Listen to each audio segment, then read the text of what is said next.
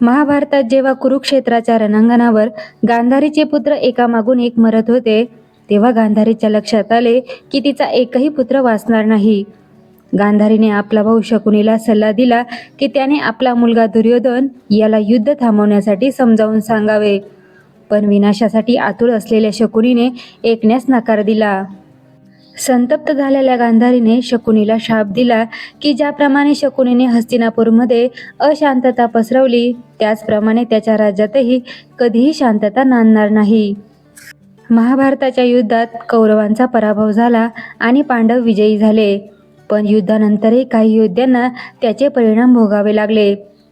उदाहरणार्थ स्वतः भगवान श्रीकृष्णांना गांधारीने शाप दिला, ज्यामुळे यदुवंशाचा विनाश झाला आणि कलियुगाच्या आगमनास कारणीभूत ठरणाऱ्या घटनांची मालिका सुरू झाली. पण तुम्हाला माहीत आहे का की गांधारीने केवळ श्रीकृष्णालाच नव्हे तर आपला भाऊ शकुनीलाही शाप दिला होता. आपल्या 100 पुत्रांच्या मृत्यूनंतर गांधारी इतकी संतप्त आणि दुःखी झाली होती की तिने आपल्या भाऊ शकुनीला शाप दिला. तिचा असा विश्वास होता की जर शकुनीने दुर्योधन आणि इतर कौरवांना पांडवांविरुद्ध भडकवले नसते तर दुर्योधनाच्या मनात पांडवांविषयी इतका द्वेष निर्माण झाला नसता. अफगाणिस्तानचा प्रदेश आजही या शापाचे परिणाम भोगत आहे. चला शकुनीच्या या शापाची संपूर्ण कथा जाणून घेऊया. महाभारताच्या काळात अफगाणिस्तान गांधार म्हणून ओळखले जात होते. गांधारी आणि शकुनी हे गांधारचा राजा सुंबला यांचे पुत्र आणि कन्या होते. महाभारताच्या कथेनुसार राजा सुंबलाला शकुनीसह आणखी 100 पुत्र होते. जेव्हा त्याची मुलगी गांधारी विवाहयोग्य झाली तेव्हा राजा सुंबलाने तिच्या विवाहाबद्दल चर्चा करण्यासाठी अनेक ज्योतिषांचा सल्ला घेतला. एका ज्योतिषाने राजा सुंबलाला सांगितले, गांधारीच्या कुंडलीत अशी स्थिती निर्माण होत आहे की लग्नानंतर ती विधवा होईल, म्हणून आधी आपल्या मुलीचे लग्न एका बकऱ्याशी लावा. ज्योतिषाच्या सल्ल्यानुसार राजा सुंबलाने गांधारीचा विवाह एका बोकडाशी लावून दिला आणि नंतर त्या बोकडाचा बळी दिला. अशा प्रकारे गांधारीचे दुर्दैव टळले. दरम्यान राजा सुंबलाच्या विरोधकांनी त्याच्या मुलीविरुद्ध अशी अफवा पसरवली की गांधारीचे लग्न झाले असून काही तासातच तिच्या पतीचा मृत्यू झाला आहे. हस्तिनापूरमध्ये धृतराष्ट्राच्या विवाहासाठी एका सुंदर तरुणीचा शोध सुरू होता. एका ओळखीच्या व्यक्तीने भीष्मांना गांधारीबद्दल सांगितले, म्हणून भीष्म राजा सुंबलाकडे आपल्या मुलीचा हात मागण्यासाठी गांधारला गेले. धृतराष्ट्र अंध आहेत हे माहीत नसल्यामुळे राजा सुंबलाने सुरुवातीला गांधारीच्या लग्नाला होकार दिला. तथापि काही दिवसानंतर जेव्हा सुंबलाला सत्य समजले तेव्हा त्याने नकार दिला. गांधारच्या राजाने आपला शब्द फिरवल्यामुळे भीष्म संतापले आणि त्यांनी गांधारीचे अपहरण करून तिचा विवाह धृतराष्ट्राशी लावून दिला. गांधारीला याची कल्पना नव्हती, पण जेव्हा ती हस्तिनापूरला पोहोचली आणि धृतराष्ट्राला भेटली तेव्हा तिला समजले की तिची फसवणूक झाली आहे. गांधारीचे एकदा लग्न झाले होते या अफवेवर भीष्म आणि धृतराष्ट्राने विश्वास ठेवला. दुसरीकडे शकुनीला आपल्या बहिणीचे लग्न धृतराष्ट्राची होऊ द्यायचे नव्हते. राजा सुंबलाला धडा शिकवण्यासाठी भीष्म आणि धृतराष्ट्राने त्याला आणि त्याच्या 100 पुत्रांना तुरुंगात टाकले.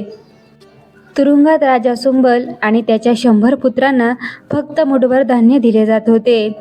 प्रत्येक मूठ म्हणजे 100 पुत्रांपैकी प्रत्येकासाठी फक्त एक दाणा.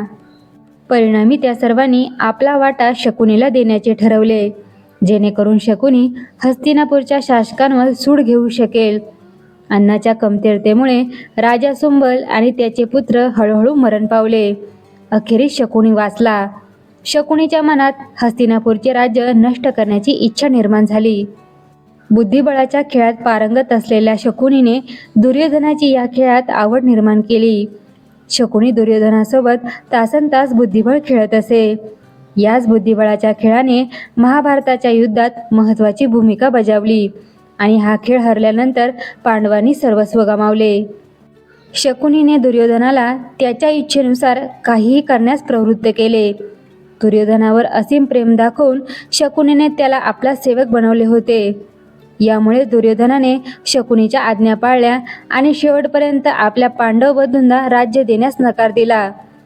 यामुळे महाभारताचे युद्ध झाले आणि दुर्योधनासह सर्व कौरव युद्धात मारले गेले. कुरुक्षेत्राच्या भूमीवर जेव्हा गांधारीने आपले 100 कौरव गमावले तेव्हा गांधारी अत्यंत संतप्त आणि दुःखी झाली. गांधारीने खेद व्यक्त केला की कृष्णाने ठरवले असते तर युद्ध थांबवले असते, पण त्याऐवजी त्याने कौरव आणि पांडवांना लढून मरू दिले. म्हणूनच गांधारीने भगवान श्रीकृष्णांना शाप दिला की जसा गांधारीचा वंश नष्ट झाला तसाच भगवान श्रीकृष्णांचा यदुवंशही नष्ट होईल. या शापापूर्वी गांधारीने केवळ कृष्णालाच नव्हे तर आपला भाऊ शकुनीलाही शाप दिला होता. कुरुक्षेत्राच्या रणांगणावर कौरव एक एक करून मरत असताना गांधारीच्या लक्षात आले की तिचा एकही मुलगा शिल्लक राहणार नाही. गांधारीने आपला भाऊ शकुनीला पुढील विनाश टाळण्यासाठी युद्ध थांबवण्याची विनंती केली, पण शकुनीने नकार दिला. दुःखाने भरलेल्या गांधारीने शकुनीला शाप दिला की शकुनी तिच्या हस्तिनापूरच्या गृहराज्यात येऊन द्वेष आणि दुःख पसरवत आहे. त्याचप्रमाणे राजा शकुनीचे गृहराज्य गांधारमध्ये कधीही शांतता नांदणार नाही. तिथे नेहमीच यादवी युद्ध पेटलेले असेल. शकुनीच्या भूमीत कधीच शांतता आणि समृद्धी नांदणार नाही. गांधारीच्या शापामुळेच आजचा अफगाणिस्तान हा प्रदेश गांधारी बनला आहे.